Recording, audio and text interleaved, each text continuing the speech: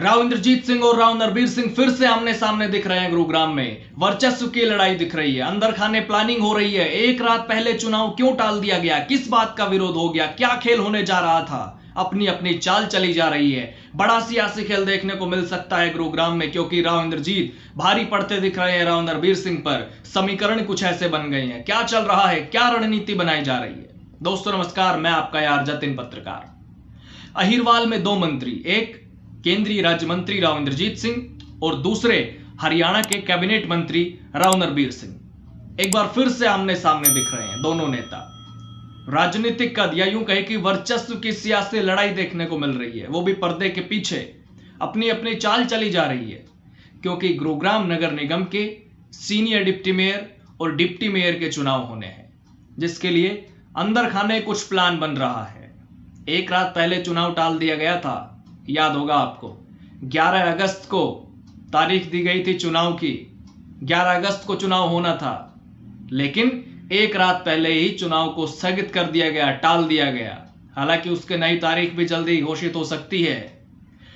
मैं आपको पूरा समीकरण एक बार बताता हूं। फिलहाल बताया जा रहा है कि चुनाव को लेकर राव इंद्रजीत सिंह ने अपने समर्थक विधायकों के साथ बात की और दोनों पदों के लिए, सीनियर डिप्टी मेयर और डिप्टी मेयर, इन दोनों पदों के लिए अपने अपने उम्मीदवार को जिताने का प्लान बनाया।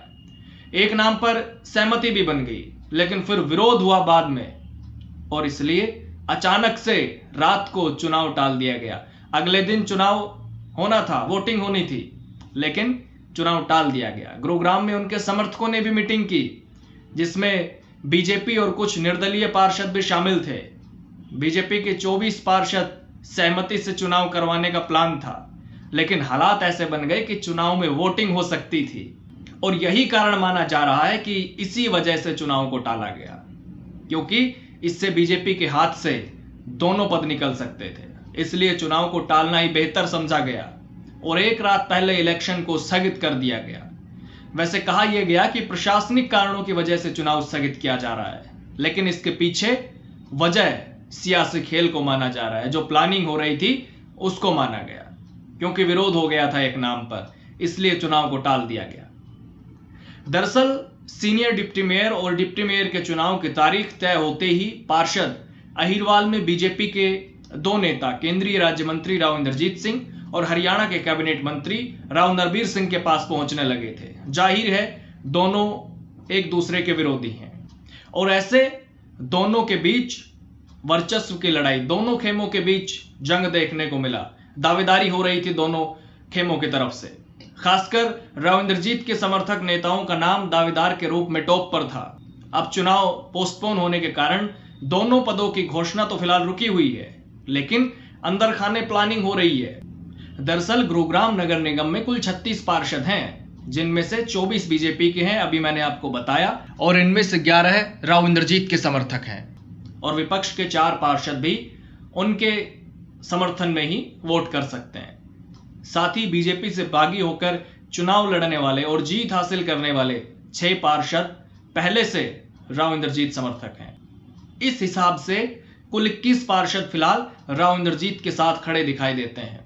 टिकट ना मिलने पर निर्दलीय जीतने वाले पार्षद बीजेपी का खेल बिगाड़ सकते हैं। इनमें से अधिकतर बीजेपी के पुराने कार्यकर्ता हैं, यानी राव इंद्रजीत का पलड़ा भारी दिख रहा है।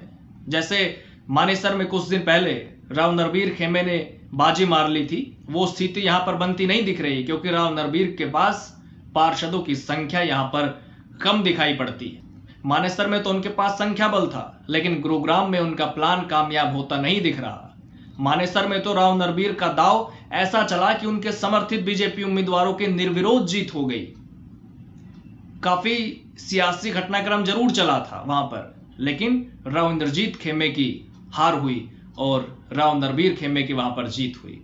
लेकिन अब गुरुग्राम में सीनियर डिप्टी मेयर और डिप्टी मेयर के चुनाव को लेकर चर्चा जोरों पर है, क्योंकि चुनाव का ऐलान होने के बाद उसे टाल दिया जाए तो कारण कितने अहम रहे होंगे ये आसानी से समझा जा सकता है। हालांकि हाल ही में मानेसर पहुंचे थे राव इंद्रजीत सिंह, तो उनसे सवाल किया गया था कि गुरुग्राम में सीनियर डिप्टी मेयर और डिप्टी मेयर का चुनाव टाल दिया गया, इस पर आप क्या कहना चाहेंगे, क्या लगता है आपको? तो उन्होंने कहा कि इसका कारण वो नहीं जानते। गुरुग्राम नगर निगम में भी डिप्टी मेयर से डिप्टी मेयर के नोटिफिकेशन हुआ, लेकिन उसके बाद चुनाव को टाल दिया गया।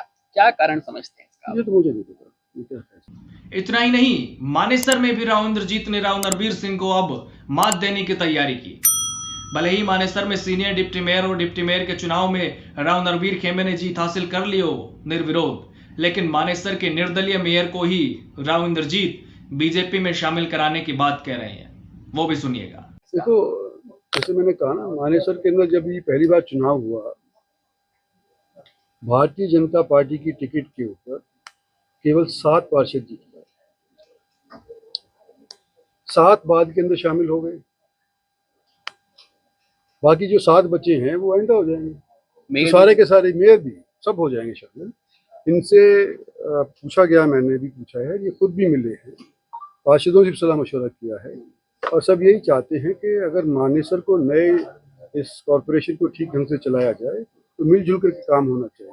तो सारे के सारे पार्टी के अंदर शामिल होने के लिए तैयार हैं, इनकी सिफारिश करूंगा। यानी मानेसर में भी राव इंद्रजीत हावी होते दिख रहे हैं, और गुरुग्राम में तो सीनियर डिप्टी मेयर और डिप्टी मेयर के चुनाव में फिलहाल उनका ही पलड़ा भारी दिख रहा है। मानेसर में तो अंतिम समय में मेयर और उनके समर्थक पार्षदों के ना पहुंचने से चुनाव एक तरफा हो गया था, लेकिन गुरुग्राम में ऐसा होना मुश्किल लग रहा है।